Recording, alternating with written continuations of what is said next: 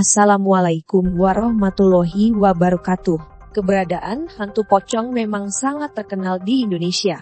Jika mau dibandingkan dengan jenis makhluk lain, pocong adalah nama yang menempati posisi paling atas ketenarannya. Tak hanya ditakuti saja, keberadaannya bisa saja dikaitkan dengan banyak hal. Orang yang gentayangan serta meninggal tidak tenang misalnya. Uniknya, jika selama ini pocong terkenal tinggal di kuburan atau tempat sepi, berbeda dengan yang ada di kota Yogyakarta, ada sebuah rumah tua kosong yang dijuluki dengan rumah pocong.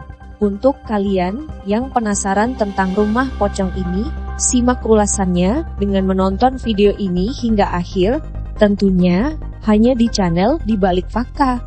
Namun sebelum lanjut, jangan lupa klik subscribe, like, dan lonceng notifikasinya, agar Anda tidak ketinggalan untuk video selanjutnya. Rumah pocong adalah sebutan lain bagi rumah tua bernomor 197 yang terletak di RW 2 RT 9, Desa Jagalan, Kecamatan Banguntapan, Kabupaten Bantul, Yogyakarta. Rumah ini disebut sebagai rumah pocong karena konon banyak orang yang sering melihat penampakan hantu pocong di sana.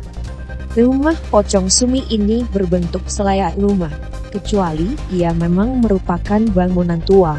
Bangunan ini diyakini sudah ada sejak tahun 1860, dan rumah ini merupakan kepunyaan seorang menteri di zaman pemerintahan Presiden Soeharto. Konon, rumah ini sudah ditinggalkan lebih dari 40 tahun, terutama setelah anak si pemilik memilih untuk tinggal di tempat lain.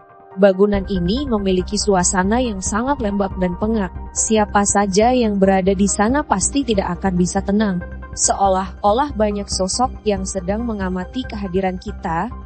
Selama ini, sudah disepakati bahwa pocong adalah bentuk jenazah yang masih terbungkus kain kafan, dengan wajah yang menyeramkan dan membuat orang takut.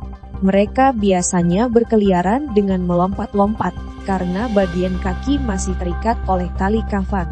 Masyarakat sekitar percaya bahwa di rumah pocong ini ada sesosok hantu perempuan bernama Sumi yang sering menampakkan diri. Ia sering berdiam diri di teras rumah saat sudah lewat pukul 10 malam dan suasana dalam keadaan sepi. Jadi jangan kaget kalau tiba-tiba lewat dan melihat Sumi sedang nongkrong cantik di teras. Lalu siapakah Sumi dan kenapa ia muncul dalam sosok misterius berbentuk pocong? Diceritakan, pada tahun 1935, rumah besar di kota D ini ditinggali oleh perempuan bernama Sumi bersama suaminya. Namun, suatu malam, Sumi harus berada sendirian di rumah karena sang suami pergi untuk urusan bisnis. Sialnya, rumah Sumi telah diincar oleh 3 orang rampok tak berniat bersikap kalem. Ketiga manusia ini menggedor-gedor pintu rumah Sumi dan memberitahu bahwa suami Sumi mengalami kecelakaan. Sumi panik, lantas membuka pintu. Padahal, sebelum berangkat tadi, suaminya sempat berpesan agar Sumi tak membuka pintu untuk orang asing demi keselamatan dirinya sendiri. Rampok-rampok tadi langsung masuk dan menjarah harta benda di dalam rumah. Sumi yang malang pun jadi sasaran. Ia diperkosa sebelum akhirnya dibunuh dengan cara disekik. Kisah sedih inilah yang kemudian melatar belakangi munculnya penampakan pocong Sumi di area rumah pocong Sumi di Kota Gede. Selain desas-desus rumah pocong Sumi yang misterius dan mengenaskan, rumah tua ini kabarnya memang ditinggali banyak penunggunya. Di rumah ini juga ada kamar terlarang yang berisi 2 lemari besi yang sudah berkarat. Dahulu kala, lemari tersebut digunakan sebagai tempat menyimpan berlian-berlian milik kakek bayi penunggu rumah.